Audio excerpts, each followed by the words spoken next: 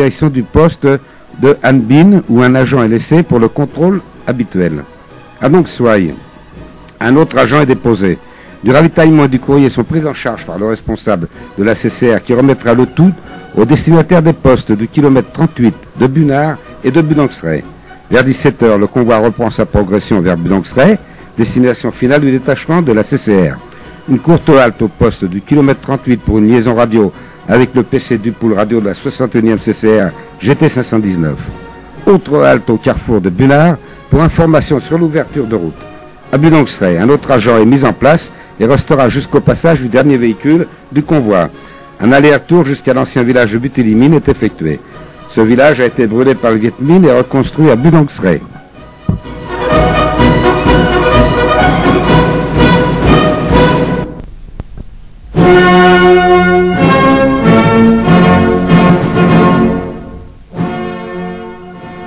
Peu avant Nong Xoai, le 19 décembre 1947, l'explosion d'une mine déclenche l'attaque du convoi vers 11h40. C'est l'intervention de l'aviation qui met les attaquants en fuite à 12h30. Les pertes subies sur le convoi sont de 9 morts, dont 2 agents de circulation. 15 blessés, parmi lesquels le lieutenant petit-fils de la compagnie auto du Sud-Annam et 2 conducteurs de la 61e CCR. 20 véhicules sont détruits. Presque à chaque convoi, des accrochages ont lieu. Les pistes et routes sont coupées par des tranchées et la présence de rebelles est souvent signalée par la reconnaissance aérienne. L'insuffisance des moyens humains et matériels ne permet pas la pacification et l'occupation du terrain en permanence, ce qui amène le commandement à ériger des postes et tours de garde sur les axes routiers situés dans les zones les plus dangereuses, ce qui a pour effet de diminuer la fréquence des attaques des convois, mais n'empêche cependant pas le convoi du 12 février 1952 d'être lui aussi pris à partie par le Viet Minh sur 10 km, soit du kilomètre 71 au kilomètre 81, entre les postes de Phuoc Khoa et Han Bin. À 12h30, l'attaque générale est déclenchée de la tête à l'extrémité de la colonne qui comprend 60 véhicules, dont 24 camions de l'A2 566 CP. Elle est articulée en une première rame de 11 camions avec une escorte d'un scout-car et son soutien porté. Une deuxième rame de 13 véhicules, l'élément du chef de convoi et un scout-car de l'escorte. Une troisième rame d'une dizaine de camions civils dont 6 sont chargés d'essence et, en queue de convoi, l'élément de dépannage et le reste de la protection.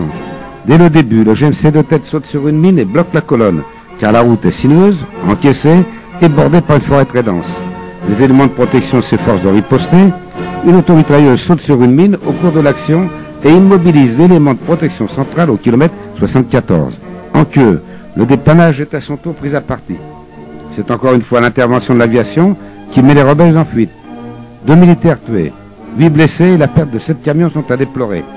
Lorsque le convoi n'a pas subi trop de retard, c'est vers 23h le mardi que les hommes peuvent prendre du repos au poste de Budang Srey, jusqu'à la formation du convoi descendant du vendredi matin. Le poste de Budang Srey est commandé par un sergent secondé par un caporal radio, tous deux fantassins. 80 partisans montagnards Moy complètent l'effectif de ce poste, appelé aussi le Nid d'Aigle.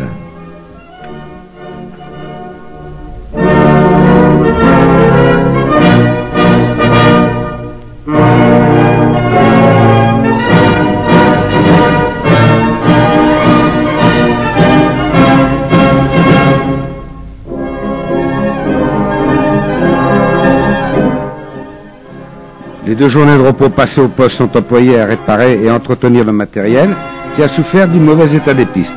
Les hommes lavent leur linge, préparent les repas et se relaxent un peu.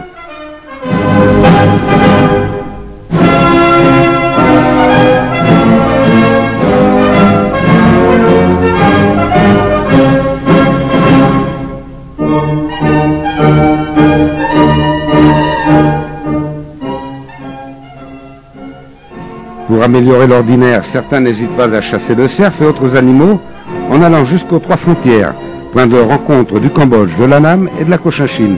Les 3 frontières, c'est aussi une halte pour ceux du convoi qui ont continué sur cette portion de piste située en zone non dangereuse en direction du Laos.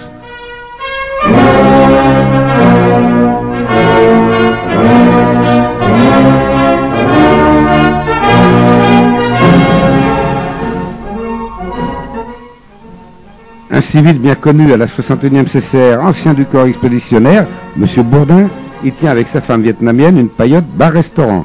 Forestier et chasseur, il fournit en viande de chasse une partie du convoi.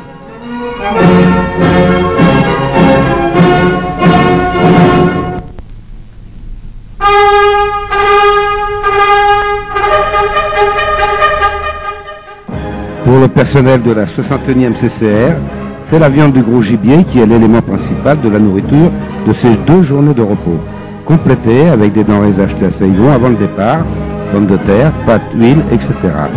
Les boîtes de rations sont en partie consommées sur le convoi, voire échangées aux commerçants ambulants contre de solides casse-croûtes aux sardines garnies d'oignons. En saison des pluies, les pistes sont rendues très glissantes. Nombreux sont les enlisements et les versements dans les fossés de camions surchargés. Autant de travail supplémentaire pour l'équipe de dépannage.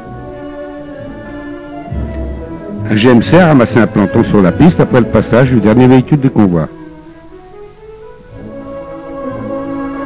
Au kilomètre 252, le poteau frontière mis en place par M. Henri Maître, ingénieur français, est très apprécié des photographes amateurs de souvenirs, et c'est tant mieux pour nous. Un quartier du tout petit village qui s'est constitué à cet endroit pourrait aujourd'hui nous faire penser à un village de vacances.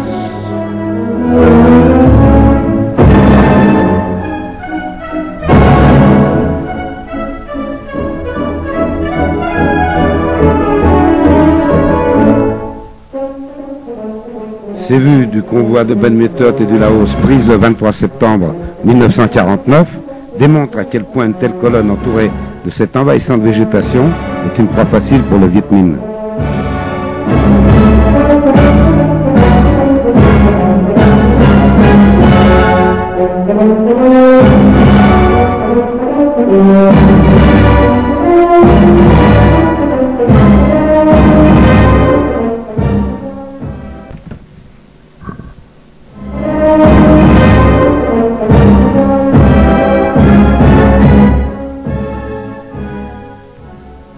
Chaque lundi, c'est le convoi de Dalat qui est formé à la gare routière de Bien Hoa.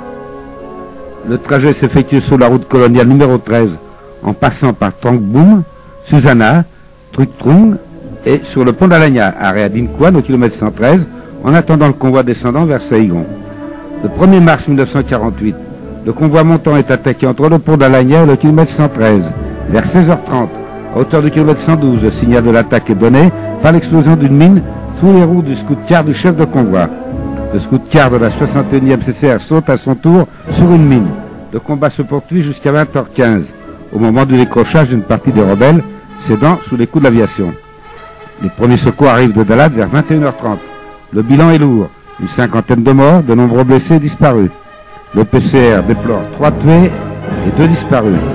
Le 30 mars 1950, une embuscade longue de 25 km entre les kilomètres 64 et 89 étendue au convoi par environ 1000 Viet Minh qui restent maîtres de la situation jusqu'à vers 15 h. Les pertes sont de 10 tués ou disparus, 3 blessés et 22 véhicules brûlés. Le kilomètre 113 en 1948.